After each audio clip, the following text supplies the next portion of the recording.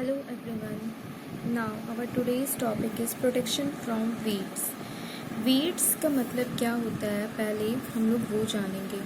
Weeds होते हैं unwanted plants that grow along with the crops. Okay. Let's see here the definition. In a field, many other undesirable plants may grow naturally along with the crop. Naturally grow these plants. Okay, these are called weeds. These undesirable plants are called weeds. The removal of weeds is called weeding. जो हम लोग remove करते हैं weed उसे हम लोग बोलते हैं weeding, उस प्रोसेस को. Okay, weeding is necessary since weeds compete with the crop plants for water, nutrients, space and light. क्यों वीडिंग नेसेसरी है? क्योंकि ये कम्पीट करते हैं. जितना क्रॉप्स को न्यूट्रिएंट्स चाहिए होता है वो वीड्स को चले जाते हैं. स्पेस, लाइट, वाटर, ये सब के लिए क्या होता है, कंपटीशन चलता है दोनों में. तो इसलिए वीडिंग बहुत ज़रूरी है. दस the effect the growth of plant. इसकी वजह से क्या होता है कि क्रॉप के ग्रोथ में ये इफेक्ट करता है. Some weeds interfere even in harvesting and may be poisonous for animals and human beings. कुछ weeds क्या होते हैं, poisonous होते हैं. किसके लिए? Animals और human beings के लिए. Farmers adopt many ways to remove weeds and control their growth. Farmers बहुत कुछ methods apply कर चुके हैं रिमूव करने के लिए. किसे? वीड्स के लिए और उसके कंट्रोल को कम करने के लिए, ग्रोथ को. Tilling before sowing of crops helps in uprooting and killing of weeds which may then dry up and get mixed with the soil. Tilling क्या है? Before sowing of the crops के न होने से पहले. It helps in uprooting and killing of weeds. Weeds को क्या किया जाता है? उठाया जाता है, उखाड़ा जाता है जड़ से, या फिर वीड्स को सुखाया जाता है और फिर वो क्या होते हैं, सॉइल में मिक्स हो जाते हैं. The best time for the removal of weeds is before they produce flower and seeds. उसे फ्लावर होने से पहले ही उठाना चाहिए, वही बेस्ट टाइम होता है. The manual removal includes physical removal of weeds by uprooting और cutting them close to the ground from time to time. क्या है फिज़िकल रिमूवल? क्या है, किस तरीके से? या तो उसे काटा जाता है या फिर उसे अपरूट किया जाता है. This is done with the help of खुरपी. कौन सा औजार उस पर हेल्प करता है? खुरपी. Okay, this is the tool that helps in removing the weeds. A seed drill is also use to uproot weeds. Seed drill भी यूज़ किया जाता है वीड्स को हटाने के लिए. Weeds are also controlled by using certain chemicals called weedicides. weeds को control करने के लिए कुछ केमिकल्स यूज़ होते हैं, उसे हम लोग क्या बोलते हैं? weedicide. जैसे क्या है? 2,4-D. 2,4-D एग्जाम्पल है weedicide का. Okay, chemical based. these are sprayed in the fields to kill the weeds. ये क्या किए जाते हैं? स्प्रे किए जाते हैं फील्ड्स में कि वीड्स को मारा जाए. किस तरीके से? उसका कंट्रोल को ग्रोथ होने से रोका जाए.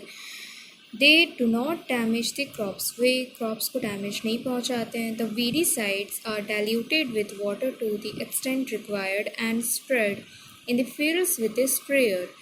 क्या करते हैं? वीडिसाइड को डाइल्यूट किया जाता है वाटर से, जितना अमाउंट पे डाइल्यूट करना है उसको, और फिर क्या किया जाता है? स्प्रेयर के हेल्प से उसे फील्ड पे स्प्रे किया जाता है. Now the next point, harvesting. Harvesting of a crop is an important task. Harvesting बहुत important task है. The cutting of crop after it is mature is called harvesting. crop को काटते हैं जब वो मैच्योर हो जाते हैं, उसी को हम लोग बोलते हैं harvesting.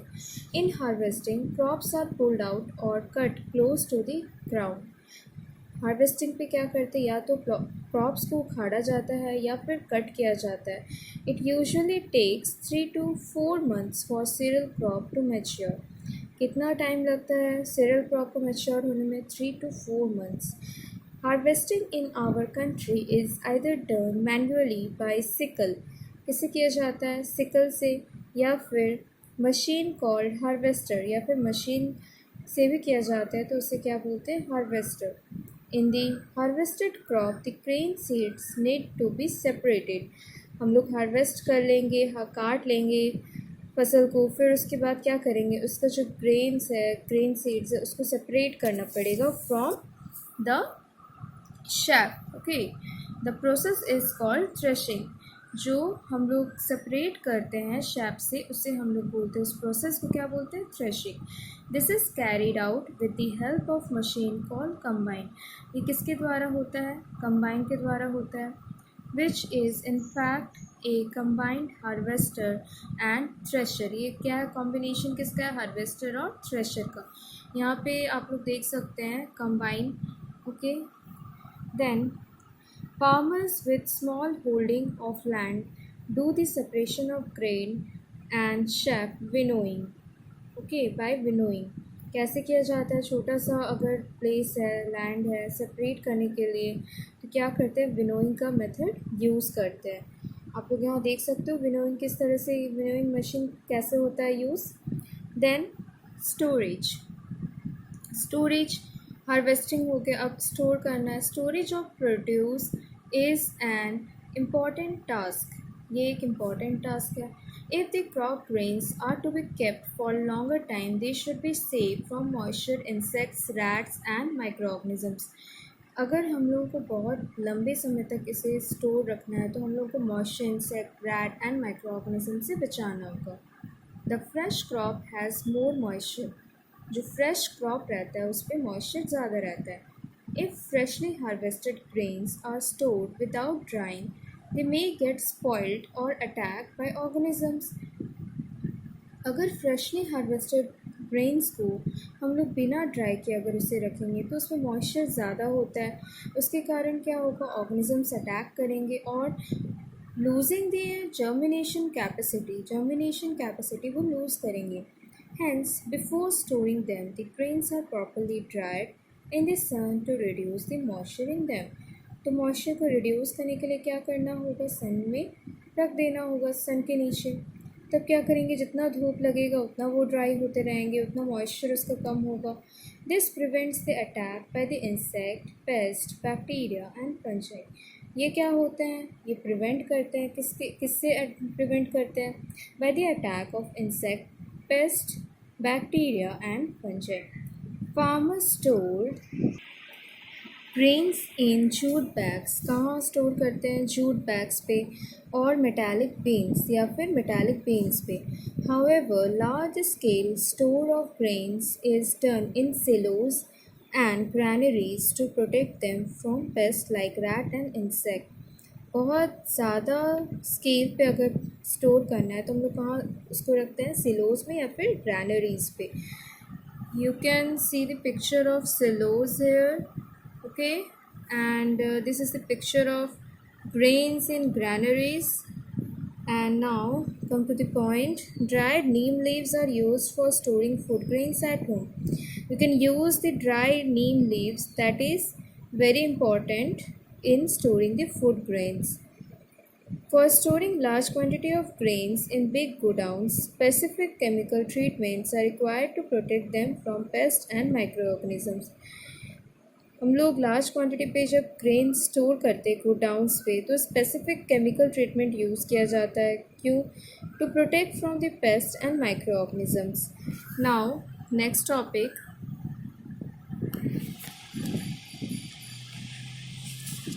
food and animals, food from animals.